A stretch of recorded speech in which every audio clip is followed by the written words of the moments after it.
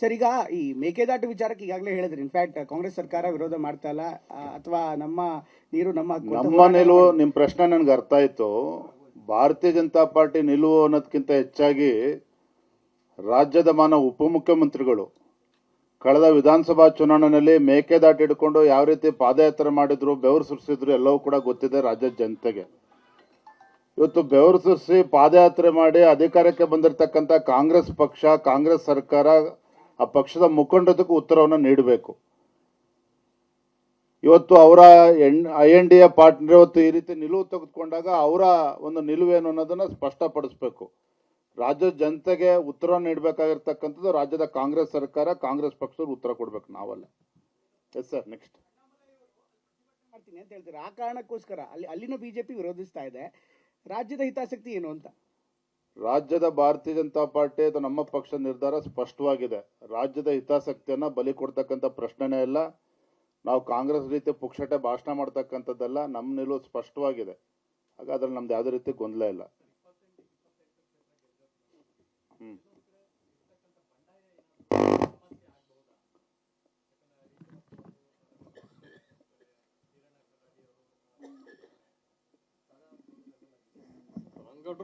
ಎಲ್ಲವೂ ಕೂಡ ಶಾಂತಯುತವಾಗಿ ಮುಂದೆ ಹೋಗ್ತದೆ. ಎಲ್ಲವೂ ಕೂಡ ಸರಿ ಹೋಗ್ತದೆ. ವಾತಾವರಣ ತಿಳಿ ಆಗ್ತಾ ಇದೆ.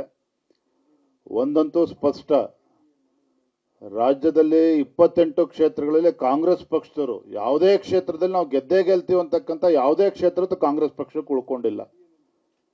ಎಲ್ಲಾ 28 ಲೋಕಸಭಾ ಕ್ಷೇತ್ರದಲ್ಲೂ ಕೂಡ ವಾತಾವರಣ ನರೇಂದ್ರ ಮೋದಿಜಿ ಪರವಾಗಿದೆ.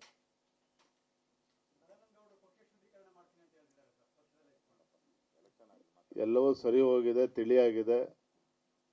ನಿಮ್ಮ ಇದು ಅರ್ಥ ಆಗ್ತದೆ. ಎಲ್ಲ ಮುಖಂಡರು ಕೂಡ ಒಗ್ಗಟ್ಟಾಗಿ ಒಂದಾಗಿ ಚುನಾವಣೆ ಎದುರಿಸ್ತೇವೆ. ನೋಡಿ, ನಮ್ಮ ಮುಂದೆ ಇರತಕ್ಕಂಥದ್ದು ಗುರಿ ಸ್ಪಷ್ಟವಾಗಿದೆ.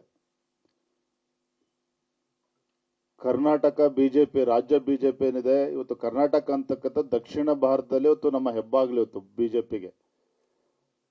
ಅದನ್ನ ಇನ್ನೂ ಕೂಡ ನಾವು ಸದೃಢಗೊಳಿಸಬೇಕಾಗಿದೆ. ಭಾರತೀಯ ಜನತಾ ಪಾರ್ಟಿ ಇವತ್ತು ದಕ್ಷಿಣ ಭಾರತದಲ್ಲಿ ಇವತ್ತು ಸುಭದ್ರವಾಗಿದೆ ಕರ್ನಾಟಕದಲ್ಲಿ ಅನ್ನೋದನ್ನ ರುಜುವಾತ್ ಮಾಡಬೇಕಾಗಿದೆ. ನರೇಂದ್ರ ಮೋದಿಜಿಯವರ ಕೈಯನ್ನ ಬಲಪಡಿಸಬೇಕಾಗಿದೆ.